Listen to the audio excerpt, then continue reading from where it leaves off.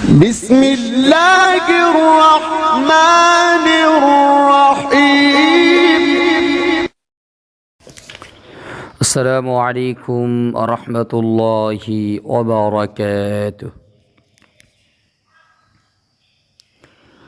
نحمده ونصلي على رسوله الكريم أما بعد সম্মানিত বন্ধুগণ, তো আপনারা সকলেই কেমন আছেন? আশা করি আল্লাহ সুবহানাহু ওয়া তাআলার রহমতে সকলেই ভালো আছেন। আমিও আল্লাহ সুবহানাহু ওয়া তাআলার রহমতে খুবই ভালো আছি, আলহামদুলিল্লাহ। সম্মানিত বন্ধুগণ, তো আজকে আপনাদের মাঝে একটি বিষয় নিয়ে আসলাম। বিষয়টি হইতেছে বিবাহ হওয়ার আমল। ছেলে হোক বা মেয়ে হোক, দেখা যাইতেছে অনেক বয়স হয়ে যাইতেছে, অনেক পাত্র অনেক পাত্রী খুঁজতেছে, তো বিবাহ হইতেছে না।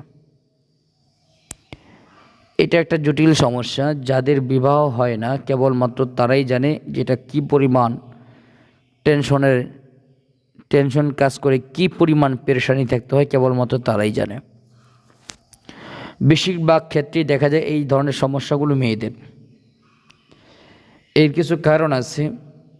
অনেক সময় দেখা যায় মেয়েদের উপরে বদ জিনের নজর পড়ে যায়, আর এই নজর পড়ার কারণে জিনেরা ক্ষতি করে রাখে, বিবাহটা বন্ধ করে রাখে।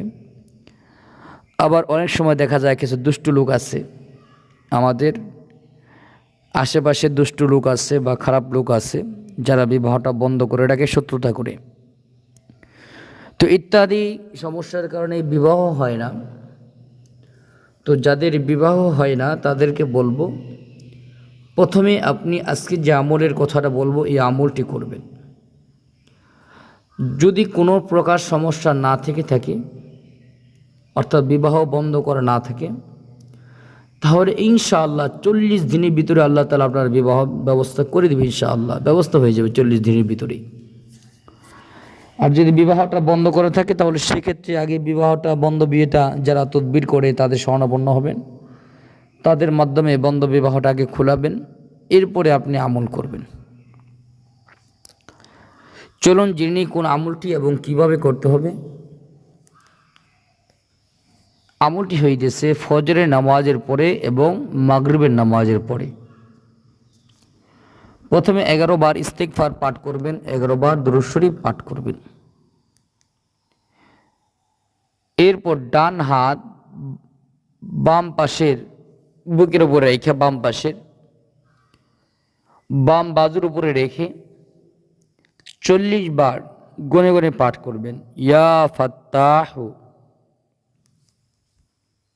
ডান হাত বাম পাশের বাজুর উপরে রেখে গনে গনে পাঠ করবেন, ইয়া ফাত্তাহু 40 বার। এরপরে আবারও 11 বার ইস্তিগফার ও দুরূদ শরীফ পাঠ করে আল্লাহ পাকের নিকট দোয়া করবেন। ফজরের পরে এবং মাগরিবের পরে এই আমলটি একাধারে 40 দিন করবেন। মেয়েরা যখন অসুস্থ হয়ে যান তো নামাজ পড়তে পারবেন না, কিন্তু ওযু করে আমলটি করতে পারবেন।